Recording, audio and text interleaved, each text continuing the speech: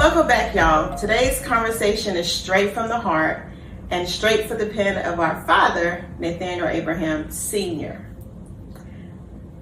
The article we're unpacking is titled, "We Must Start Thinking of Ourselves." And this was written back in 2010 in his paper, The Carolina Panorama. Now listen, this was not soft. It's full of fire, frustration, and love. And honestly, it feels like it was written for the exact moment we're living in. But before we begin, let's reintroduce ourselves. I am Natalie Abraham McKinney, the firstborn. I'm Nathaniel Abraham Jr., secondborn. And I'm Tanita, the baby girl. It's good to be back and writing this column again. In my old age, I worry more and more how this world will be when I leave it. I think about my 5 grandchildren and what their future will be like in a world where generations before them will do nothing to give them a chance to realize the American dream. No, it is not my children that I am worried about. They will be educated and live the American dream. I think about those countless thousands that will be incarcerated because they lost hope. And instead of becoming an asset to society, they became one of the problems. Because they did not prepare themselves to cope and become an asset to themselves, they became a victim of society. I am head of my immediate family. I think I have their respect. They know they have mine, and I am so proud of all of them. The 5 grandchildren they bore could not make me any happier. All of my children and grandchildren have my unconditional love. What most families, especially children, need is love. Show them you love them. Take time out of your day. Let your kids hear that you love them, and they will grow up and make you proud. Never let your children see you and their mother fighting, getting drunk, cursing one another. When you raise a child in a home where there is learning and love, they will grow up and be what you expect them to be. Plus, they will raise good children that will also achieve as you achieve. So, we're going to start a little bit about preparing for the future or becoming the problem. So when it comes to where we are now, do you agree that personal preparation or lack of it is the root of what is holding us back? Preparation. Well, that was one of the things that in our household we had to be prepared because one, mom was a teacher, so we always had to get our lesson, and education was important. So that allowed us to be prepared for even preparing for our careers, preparing for who we would become in life. So I think preparation is definitely a major piece, as well as the parenting that you're under as you're growing up.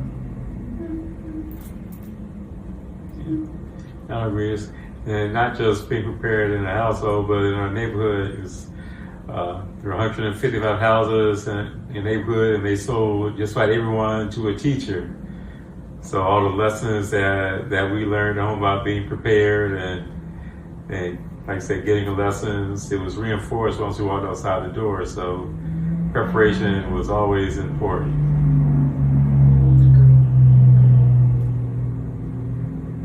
Anything to add to that? Oh, she's quiet.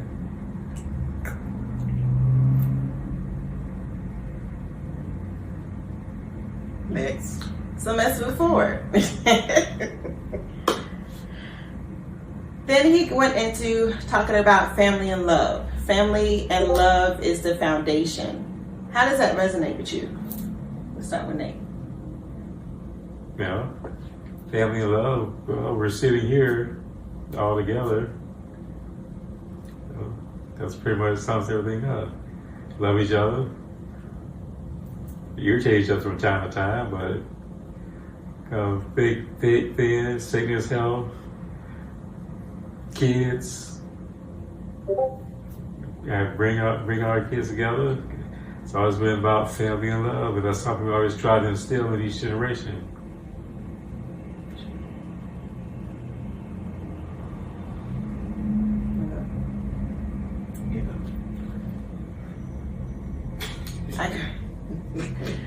I agree. I feel like part of what's being lost these days is recentering back to the household and the family conversation. Especially as you get older, one of the things that I remember is how watching our parents and our grandparents kind of drift apart as they got older, and how that affected us when it came to not only just getting together individually, but with our extended families. And with that, I feel like that made a huge impact on just the tightness of relationships that get lost. So I definitely feel like that's important. Yeah, I'm reminded of the movie Soul Food. It was always Mama's house where everybody gathered every week. And those were, I guess, traditions in our household at least. And I would say probably the majority of our culture is, getting together at Mama's house. And that was one thing we looked forward to, because that was an opportunity for us just to be together and to come back to the root, come back to the foundation. So those family meals were important. And as once we lost our mother and everyone is getting older and having families, and it was important to still come together. Sometimes that's a little more challenging now because we all have adult children, but we still try our best to still come together as a family, whether it's a meal or a family trip or just out of the blue. It doesn't have to be planned. Or maybe Brianna's coming into town and we all say, hey, Bree coming into town. So we all make an effort to come together. So yes, family is important. It's a foundation. Yeah, well, one of the things I'm proud of is, all of our kids also have that same sentiment. That sometimes, like the 5 of them, they'll get together without us. I like to be invited sometime, but a year ago they all decided they want to do something together. So they all gathered in Charlotte and went indoor skydiving. Didn't invite any of us, but they went. So they were at the time they were in 3 different states, but they all decided they were going to gather in Charlotte. They went indoor skydiving. Didn't invite us. So the next time, if you see right kids, say, "How come y'all didn't invite your parents?" But they still have that love, that closeness together. Even kids vacation together, growing up together. And like I said, they're all about roughly the same age, so they kind of grew up together just like we were kids with some of our cousins. So they still have that closeness, and that's something I'm most proud of. Yeah, that's important. I know when my son told me that they were getting together for that weekend, for that was it a day trip or weekend? It was a day trip. Yeah, that excited me, because it wasn't something we as the parents initiated. I think Nathan decided, hey, let's get together, and he started calling and gathering them all up, and they actually came all the way to Augusta to pick TJ up, and I was like, wow, but that's something that they grew up with. And best of all, we didn't have to pay for it. Well, yeah. Well, I didn't grow up with y'all, so. But it was still there, though. It was. Yeah. It was still there. Yeah, you tag along sometimes. I tag along with you all the time. That was being a college student. But she did take me get some hot dogs and stuff around my bike. I remember that. I remember our outings. Okay. Well, that was strange coming up, because in the 11-month period, I graduated from high school. The following day, she graduated from kindergarten, and 11 months later, she graduated from college. So I always had kind of a strange age gap, but we always made it work. Yeah. We didn't leave you out. Yeah. No, he didn't. Despite the fact that you skipped my high school graduation because you went to a kindergarten graduation party. A party. Yeah, all your little kindergarten classmates got together for a party, and you skipped my high school graduation because of the party. I don't remember Yeah, I remember. that. In Mayfest? Huh? Was it Mayfest? No. BB Reed had a gathering? Yeah. BB Reed Yes, nursery. we read. Okay. Shout out to BB Reed. Are they still there? Yeah. Yeah. Shout out to BB Reed. Yeah. BB Reed made a lot of us pretty good, pretty strong. Yeah. Good foundation. Yep. Education. And discipline.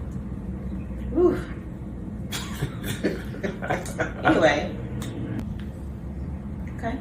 So next question. Speaking of the kids, youngins, what do you want to pass down to the next generation that maybe we didn't receive growing up? Well, $150 million out of minimum. Well, you asked. I mean, not a bad answer. Yeah. But yeah, I think we've done a good job of so far imparting values. Now we don't. None of us have any grandkids yet, so we don't have a way of knowing. That's one of the toughest part of being a parent is you have to wait for at least 4 decades before you find out if you're really good at it. Because the definition of being successful as a parent is seeing your grandkids live the values that you taught your parent that you taught their parents. So yeah. So if your grandkids are living the values that you taught your kids, then you can pretty much die knowing, okay, yeah, I've done my job. So that none of our kids have saw fit to make us grandparents yet, but anyway, that means we have to live a few more decades. And hurry up. Take your time. Well, No pressure. I'm ready. No pressure. The right way, but I'm ready. Yeah. I can't think of anything that we missed out on.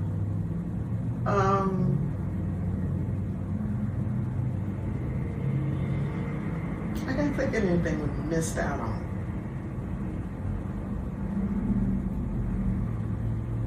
Can't really either.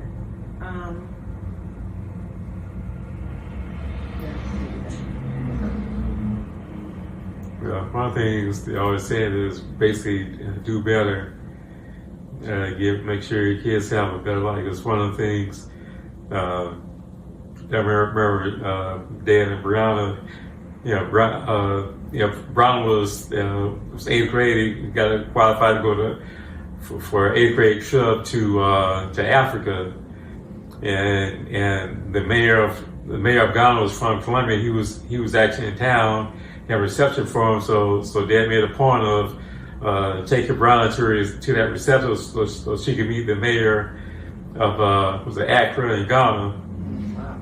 And they said, well, hey, come and have a grandchild there. If something going on in the country, I want to know somebody who I know who I can call and take care of things. So anyway, they were sitting at the reception, and he was talking to him about life, and said, well, I'm happy about the life you have. Said you doing things that I could only dream of doing. So he was telling how proud he was of some of the things they've done, and said he wish he could have had the childhood that they had. So I heard that, I was like, okay, well, maybe I'm doing something right. But that was part of the mission. Always do better, so your kids can have better, have more experiences like that. And oftentimes, Daddy would do things with the grands, like go fishing and stuff like that. We have no idea what conversations they were having, but obviously it was having an impact. So sometimes it's just even the small things, you know. With me being the firstborn, and especially coming up, Dad did things. I mean, we went to, I think you were sick at the time and still recovering, so we would go fishing, and we did wrestling matches and football games. So it was fun.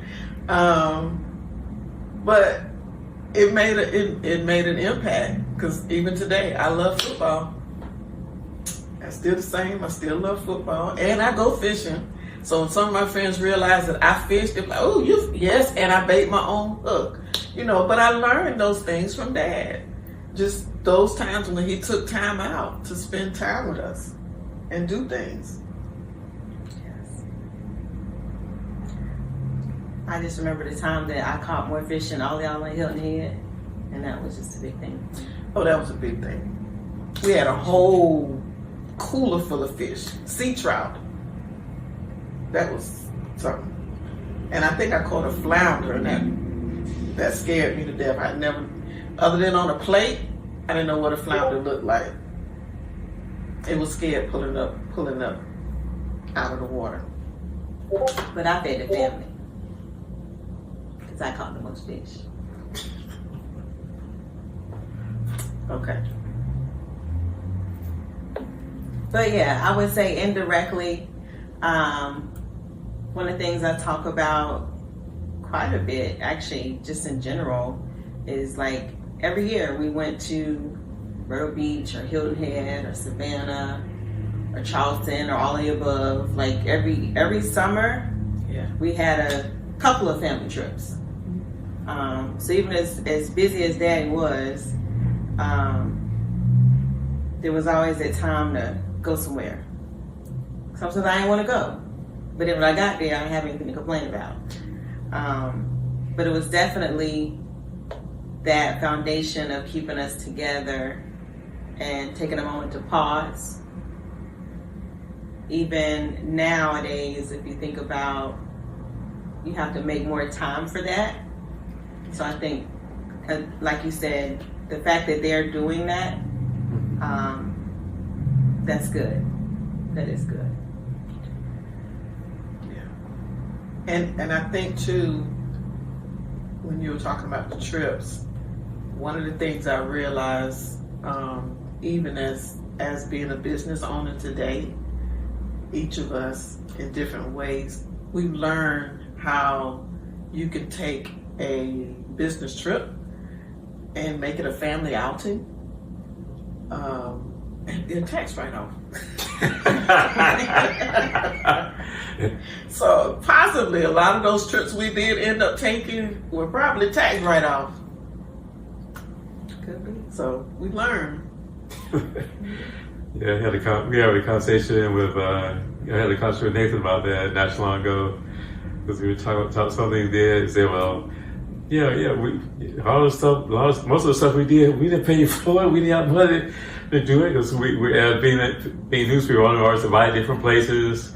Some like we had a music park open, they invited us, or they having our Christian Visit Bureau, they having something to invite us to come cover it and take pictures and write stories about it. So a lot of trips that we did, a lot of experiences that they experienced, that was one of the good things of having a newspaper, is you get to experience things most people wouldn't, because a lot of stuff we did, we wouldn't be able to afford it otherwise. they say, "Oh, I just thought we were rich." Rich in love. Yeah. Okay. How do you teach younger generations to take ownership of their future without shaming them? Yeah. Well, that was basically in terms of take on the future. Well, what do you want? What do you want to do? Where do you want to be? So one of the things, like when they were choosing colleges, since I would start with the end in mind and say, what career do you want? And then you choose a college that will best get you there. So that was their approach. Now, unfortunately, they all chose out of state colleges, but that was how you got to think of, okay, where do you want to be, and what's the best path to get there? That's kind of how we kind of instill in them to think about the future and the path that's going to get you there, and that's kind of a way of getting them to take ownership of it. Yeah, we did not get that from our parents. Well, I didn't get that because I didn't go where I wanted to go. I was told where to go. Maybe financial. I'm pretty sure part of it was financial. But and I'm also the only one that didn't go to USC, so I'm thinking there was some. That's not just a me thing. Did you guys want to go to another college outside of state?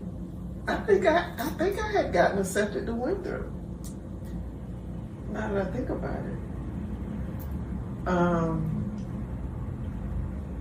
But USC was on my list. It definitely was on my list.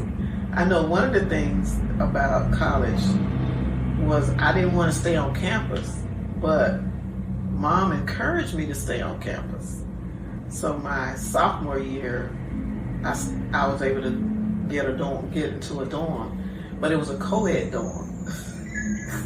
So my next door neighbors, they were men. So it was interesting. My mom's reaction was like, "Oh my God, She wanted to immediately get me switched to an all-female dorm, but there wasn't any available. So I came up at a co-ed dorm. So I had a dorm life experience.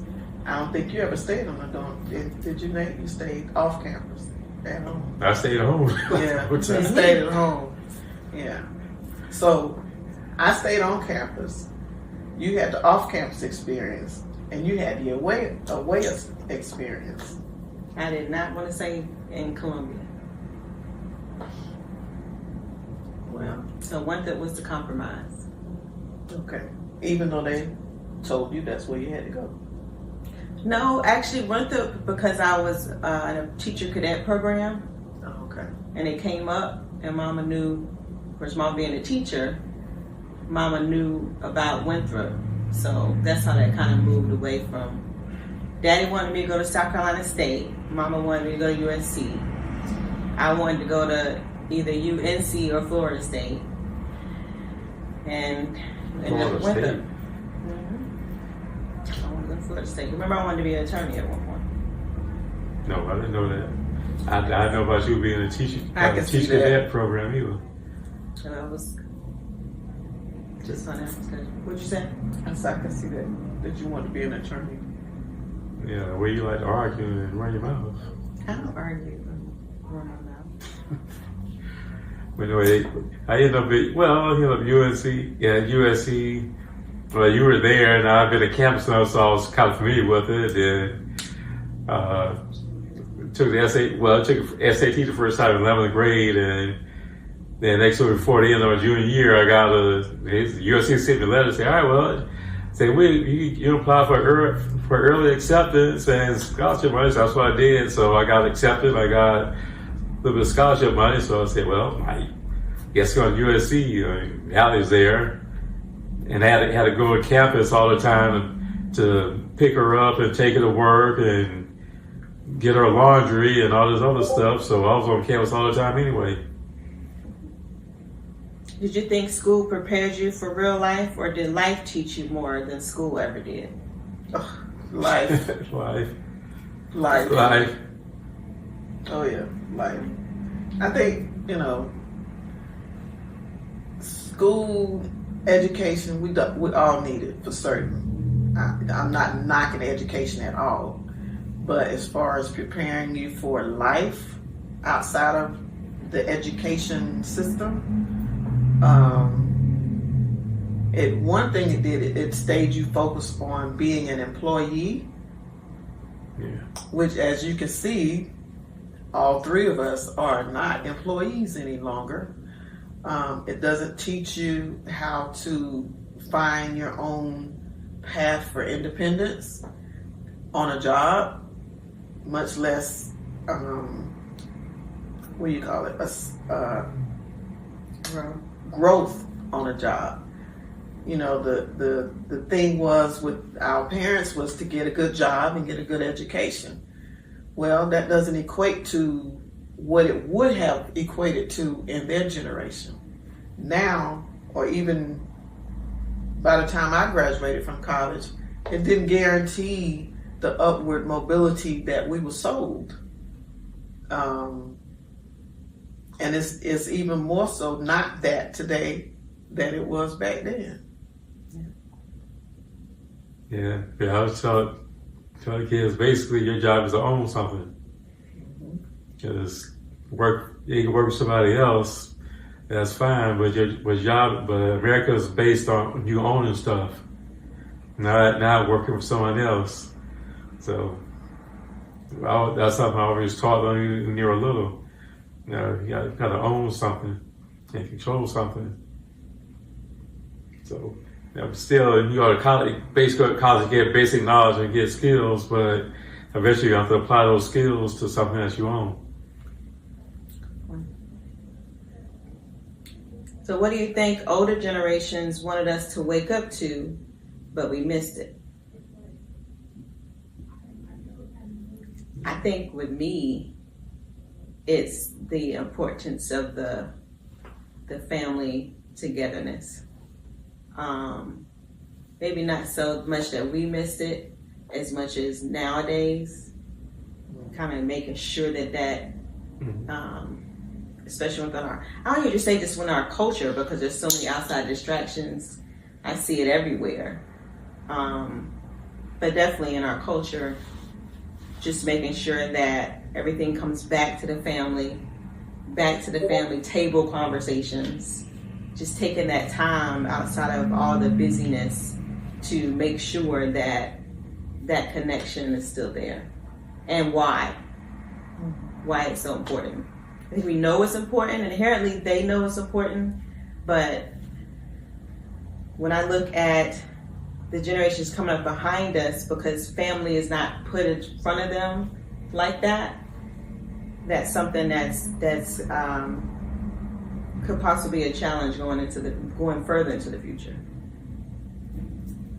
Yeah.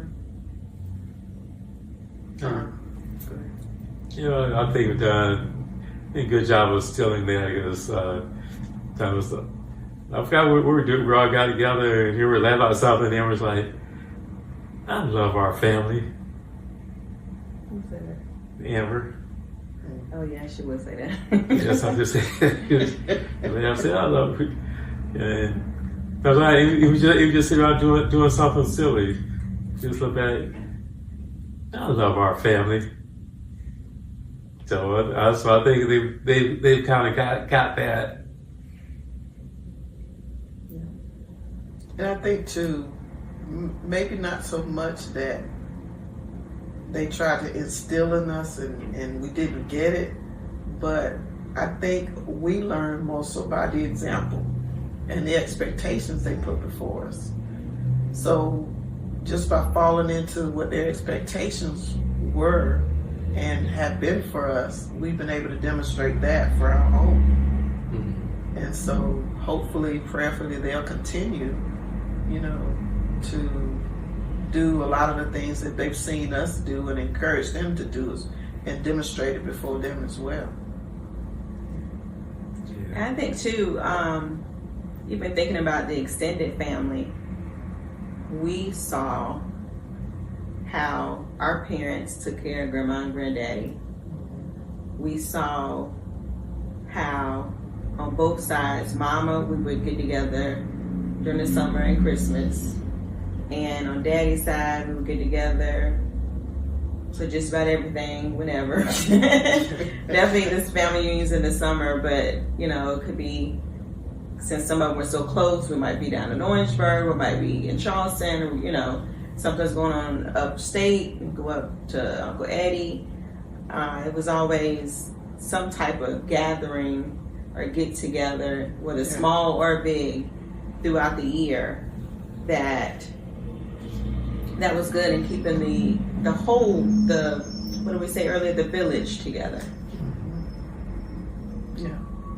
The family was definitely, I mean, that was it. Cousins. And we're all still kind of tight today, even though we got our own families and so spread out across the country. But we have a group chat. And even on the group chat, we chime in, just like we write with each other.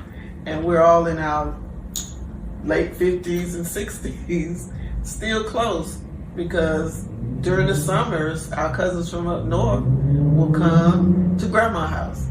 And it might be 10 or 12 of us at one time at grandma and granddaddy's house. And we don't know how they was able to feed us.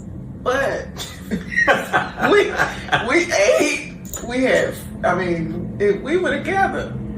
It was, and I think it was a 4-bedroom house? 4 or 5 bedroom? No, it was 3 bedrooms. 3 bedroom? See, you had 12 young'uns in a 3-bedroom house. They made it work.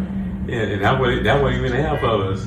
Yeah, that's one of the things that I always thought. I was like, man, our kids didn't get that experience because, basically, our kids, we got 3 cousins. I'm like, wow. So that for every cousin they got, we had 12. Yeah. You got both sides of the family. I'm like, yes, they're family so much smaller now, so you don't have that big extended family. It's like, well, you got 3 cousins, and we had over about 3 dozen altogether. Yeah, it was a lot of us.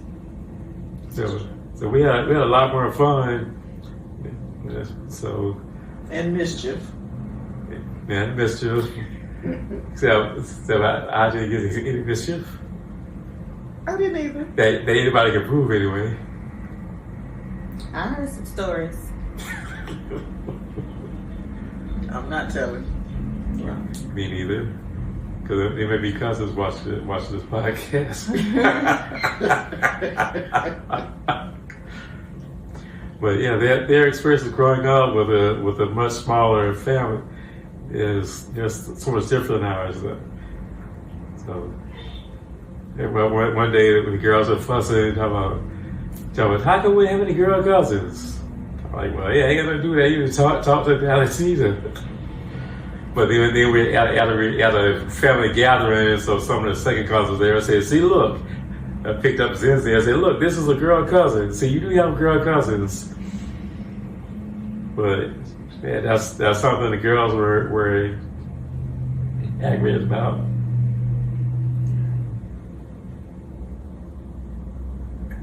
All right. So, speaking of kind of generations, what's something our parents or grandparents said that didn't make sense back then, but it hits hard now?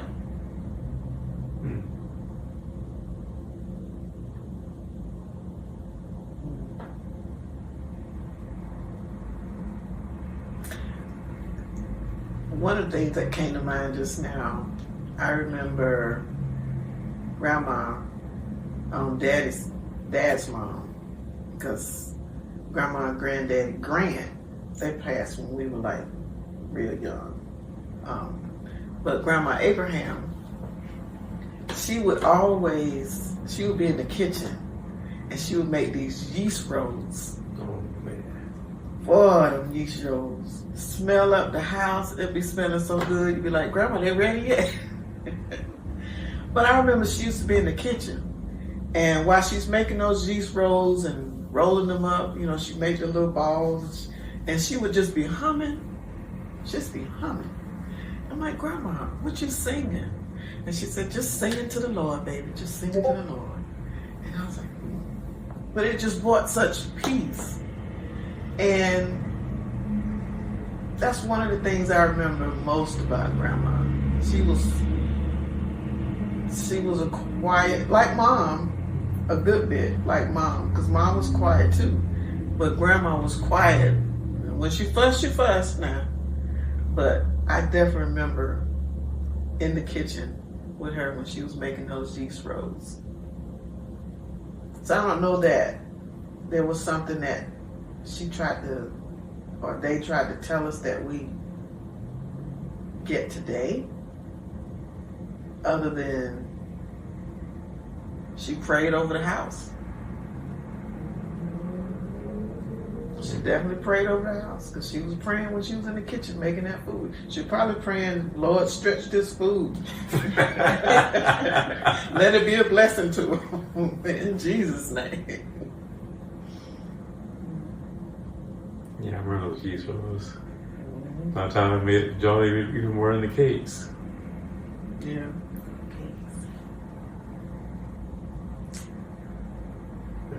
Bless his heart. It's getting older. Yeah. I guess one lesson that did hit hard is to say, well, I hope you have, you have kids grow up, you just like you. So then when we got older, I said, okay, I realized what that meant. That means that some of the things that we did to aggravate them, our kids would do to aggravate us. So yeah, that hit hard. I think for me, a couple of things come up. And I know, because y'all gonna say I was rebellious one, whatever. I can see you looking in my face. Daddy was a history person. All he talked about was, knowing where we came from and understanding the fight and the things like that, and making sure you don't forget the struggles and all those types of life things that they went through, and how it made him and Mama at the same time in her own way have a different outlook on how to handle things, and how much that holding on to that, how important that was to holding on to not forgetting the past, to make sure that as the future comes, you see things to understand why and how to prepare for it and what to do about it. And with a lot of things that he used to say and write about, looking at today's times, it definitely hits different, very different. So I would say, even though we didn't like to talk about politics, I didn't care to read the newspaper or watch the news. I still don't, to be honest. But for him, I think the main thing he was trying to teach us was just knowing and paying attention to what's going on. Yeah. And knowing that the fight is not going to end. It doesn't end. The fight for justice, the fight for equality, the things that we talk about now, not to get deep into politics, but the fight that he took on still continues today. Yeah. And it just comes with a lot more distractions. But it is important to keep your eyes open to see what's happening, see what's coming, and be prepared for whatever that could look like in family and business and everything. So that, I would say, the last couple of years, for sure, that hit hard the most for me.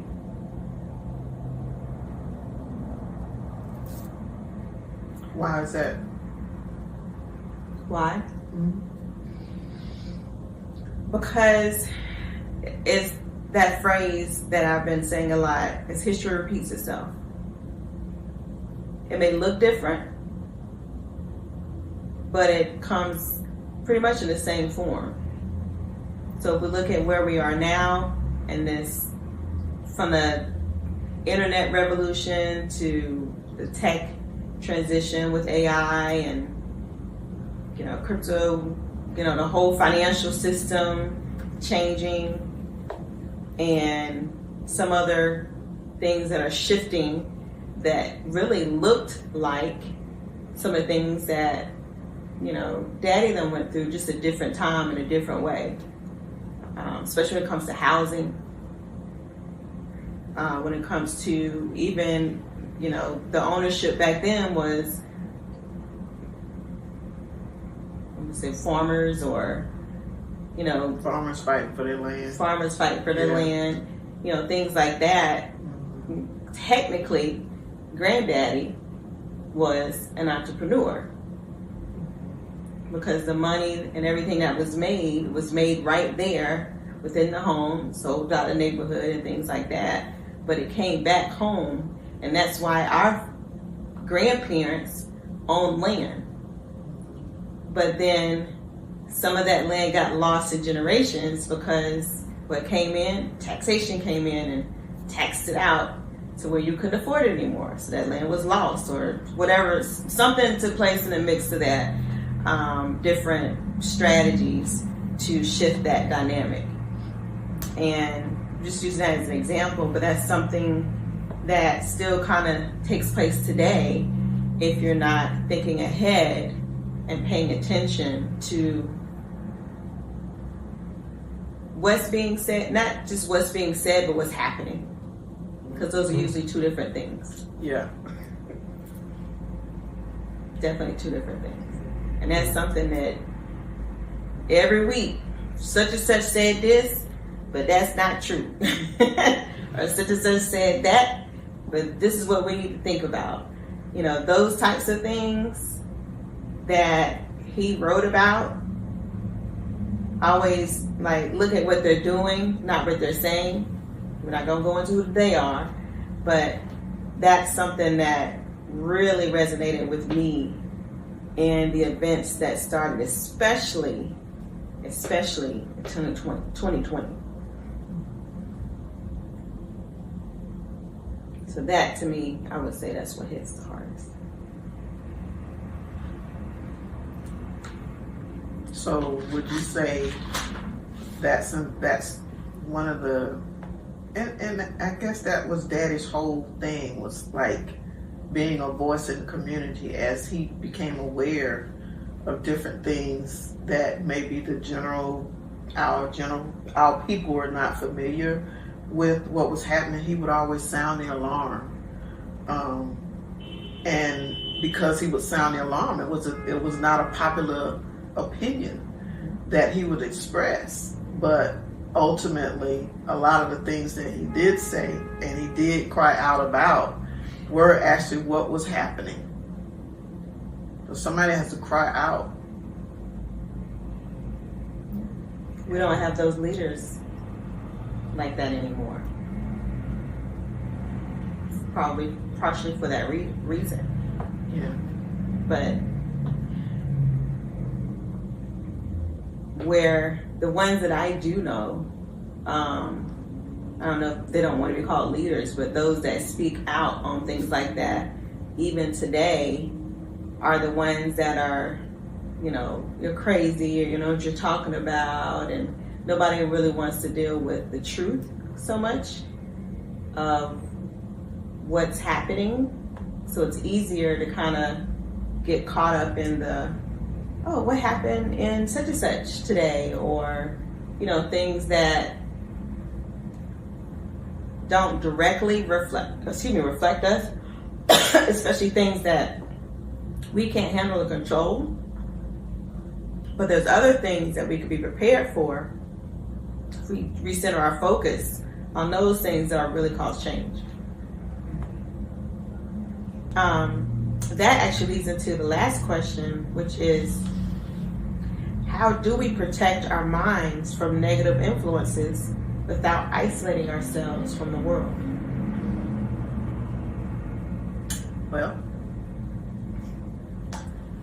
Scripture says we are in this world, but we're not of this world. So that's my lean into. Yes, I try to stay abreast of what's happening in the world and the impact that it's having on our lives. But ultimately, I put my faith in God that no matter what, He's in control. He's given us a promise And that's what I lean into. The negativity is always going to be there. Evil is going to be in the world. It just is. But we can do our part to continue to effect change through prayer, through action, through direction, and also sharing it and preparing, like you were saying earlier, preparing the next generation, preparing our children, and pouring into our children as well. I say, there's always going to be negative stuff going on. I'm always focused on positive and what you can do, and focus on your goals. Like I said, like a lot of our newspaper is positive news for positivity. So that kind of gets you focused on all the good things going on instead of exclusively focused on the bad. So we have to actually look for positive things to focus on. You still take note of the bad because sometimes it can affect you, but you don't let that be your entire focus. There are a lot of great things going on. So you have to remember that there be some bad things going on, but there are more good things going on in your life, so you have to keep your attention focused on that. So that's one of the things that I teach the next generation. And sometimes things are bad, just go out and do something and have a laugh about it. I mean, one of the things that I always tell the kids, what's always told them is, basically every once in a while you got to gather people you care about and do something that's either fun, challenging, or stupid. So get out of your routine, get out of negative, just go out and do something fun, challenging, or stupid. So we've done plenty of all of that. And you think one time we went axe throwing, which was interesting. We went bowling. That was challenging and kind of fun. Stupid. Well, I mean, one time it was Saturday morning, and we have dinner Friday night, and Amber just said, "Daddy, what's the last time we saw the sunrise?" I said, "I don't know." He said, "Well, can we get it tomorrow and watch the sunrise?" I'm like, and I was under my breath, I was cussing because I was saying, "Man, we got a Saturday we can sleep late." But we got up 5 o'clock in the morning, and we walked up to the top of the neighborhood, and walked over the bridge, watched the sun come up. And while we were waiting for the sun to come up, we were sitting there waving at cars and doing the wave. I was thinking, now it's 6 o'clock in the morning. We're sitting on a bridge doing a wave for people going by at 70 miles an hour. I said, now this is stupid. I mean, it's kind of fun, but it was something we did together. And we got back to the house. We felt better. We all had breakfast. I was thinking, this is something in a million years I would never think to do. But anyway, it was something stupid, but we all did it. But we did it together. One time we went whitewater rafting. That was challenging. It was cold, but we did it. So like I say, every once in a while, gather people that you care about. Just people you care about. No matter how many it is, it was just 2 of you, or if it's 10 of you. Gather people you care about, do something fun, challenging, or stupid. And that'll kind of get you out of the negative into dealing with positive things. Is that how we ended up going up that mountain in Hawaii? What? So we had to blame Amber for that ride?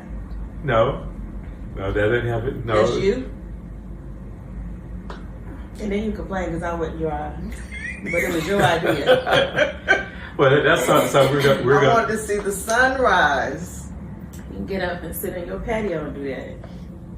Yeah, but that's the most. But it was his idea to go to the top of the crater. Well, like that. When you're in Maui, that's what you do. That's the most beautiful sunrise on the planet. It was. So it was a spiritual moment too. Yeah. I agree. Yeah. It was a spiritual moment. But except the time we went back and Jonathan was strolling over the mountain, and they had to tell him you can't do it in the national park. But anyway, Yeah, but even that time we all went to Hawaii together, that was that was a little bit of both. It was fun. It was certainly challenging to raise the money to go, and some of the things we could have spent money on. It was kind of stupid, but the whole family was together. Yeah. So sometimes it could be all three. So that was kind of isolating ourselves, but doing it together with family. Mm-hmm. So getting away, especially when we went the second time for Daddy's wish, which was challenging. Yeah. Especially coming back in the airport. It was challenging, Oh, yeah. but fulfilling. But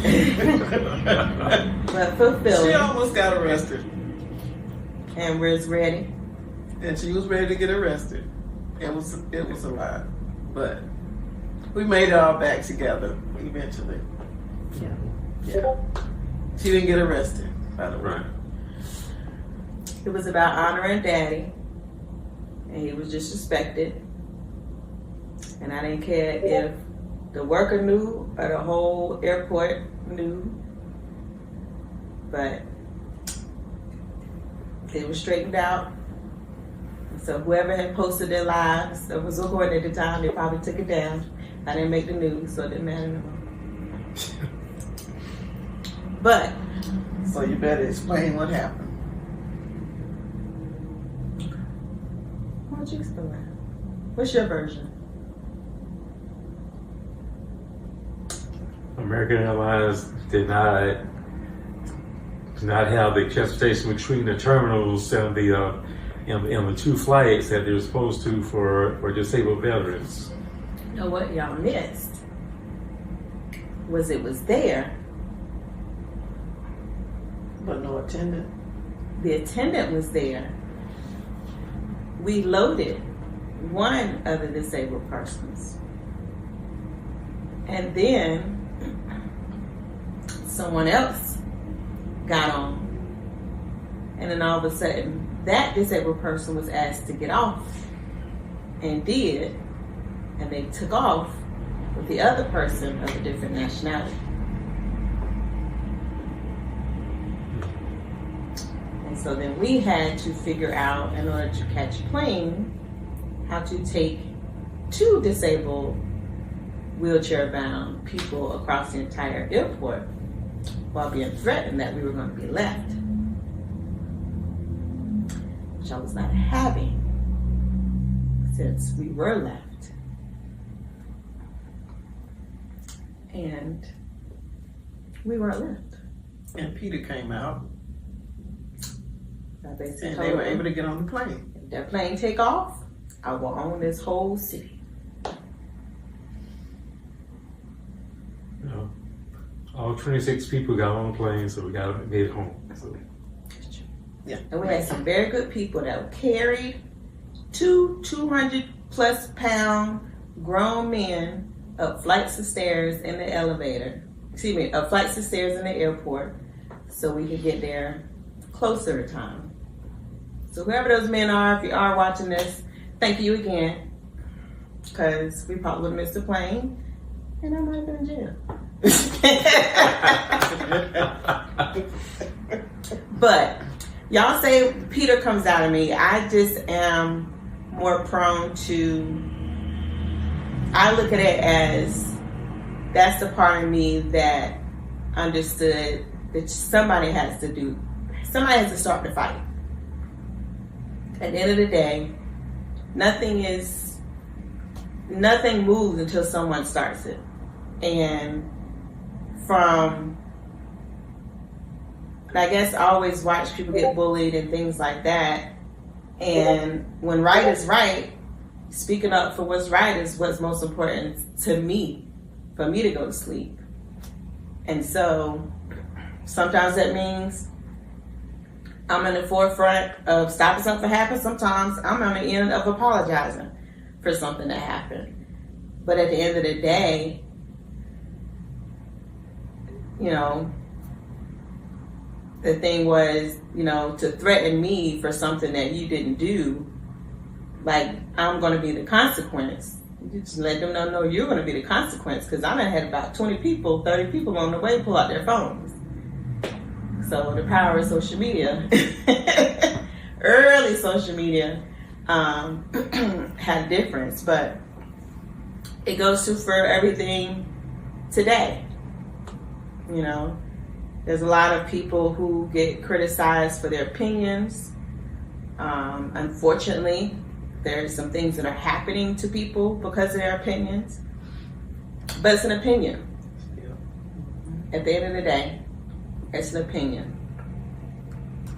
We are in a country that stands on freedom of speech. You don't have to like the speech. You don't even have to argue with the speech or comment with the speech. Yeah. But that is that person's right at the end of the day. And if everyone fought or argued over every comment, like we would have anything else to do. So I choose to put my energy in fighting for things that make a difference and speaking up on things that hopefully are helpful, and then making sure that things are done the right way. And I'll do it again. American Airlines. Make sure I don't take my flight to the floor now. Switch to Delta. But that's it. You know, Daddy talked a lot about focusing on the important things and making a difference.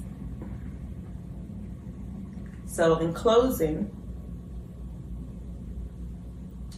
and this isn't on the paper, so y'all be ready. What are you going to do to make a difference before you leave this earth?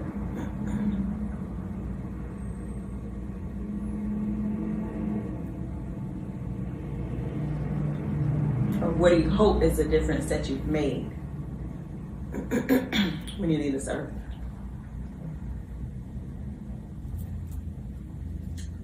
For me, I just want to stay true to myself, true to the upbringing that I had, always being conscious of the sacrifices that my parents made for the opportunities that were presented for myself and my siblings, making sure that I live up to not necessarily what the world expects of me, but just what is true to me, what my faith, my family, love, respect, honor, and protecting that.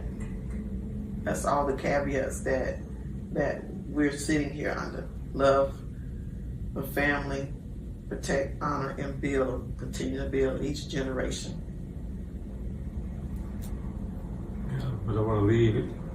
Well, I mean, I hope that some of it freshly is we've always tried to bring a more positive outlook to our community in terms of the type of stories that we cover, the types of information we put out. So one of our mandates always, like our mantra was positive news for a positive community. So I just want to emphasize the positive, because we got enough negative stuff, but I just want to show people like, okay, yeah, we got people in our community doing great things. We got astronauts, we got bank presidents, we got people who run hospitals, we got people who own car dealerships, we got people who are funding scholarships for needy kids. Your kids need to find one in school. These are scholarships that are available. I always want to bring information that's going to improve the lives of people in our community. So I hope the legacy was that, okay, I did a good job of that. So that's one of the things. And also from a personal standpoint, I hope that created kids that would also continue that mission and make the world a better place. So that's kind of two things that I want to be able to leave behind, both professionally and personally.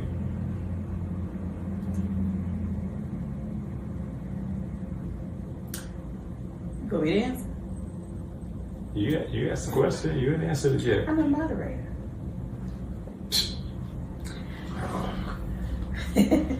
Answer the I question. would say,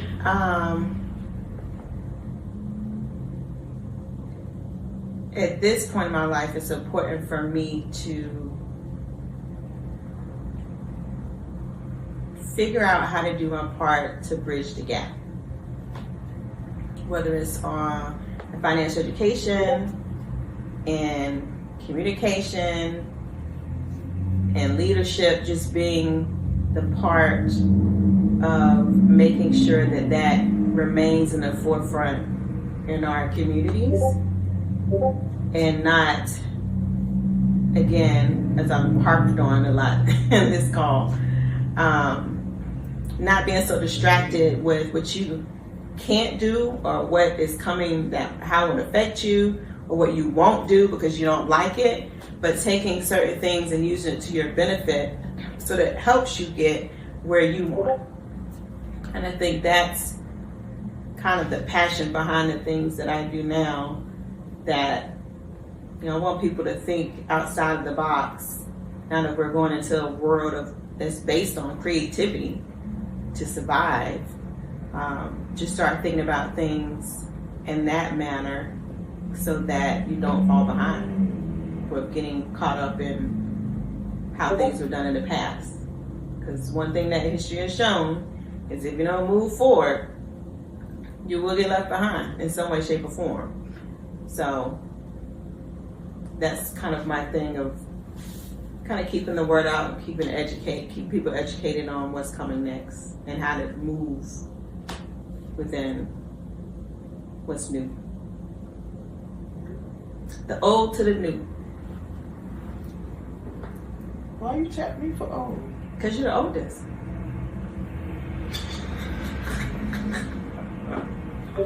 I'm the baby girl.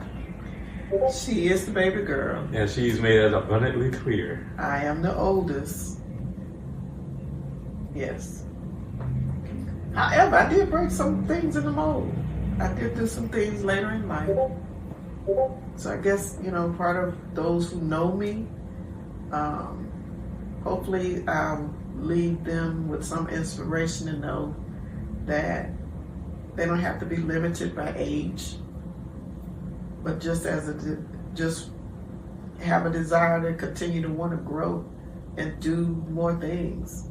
I do, in my own way, push boundaries now, more so than I did in the past. But just being an example, just being a good, positive example, role model, whether it's a woman in business, a woman in ministry, or a woman finding and discovering some of her gifts later in life. That's what I like to hopefully impact somebody in that way. Yeah. Okay. That's correct. That's cool. Alright. So that's all we had prepared for today. I'm going to close this out with, thank y'all for watching. We are the Abrahams. I'm the firstborn, Natalie Abraham McKinney. Well, I'm the second born, Nathaniel Abraham Jr. Yes. And what account? and I'm baby girl Tanita Abraham. Thank you for hanging out with us today. We look forward to hopefully getting your comments and feedback on the conversation. Hopefully this started some conversations within your own family about things that happened in the past, what you want to impart to the generations behind you, how to build your legacy, keep that legacy going within your family. And we look forward to hearing how that turns out. Until next time, see you in 2 weeks.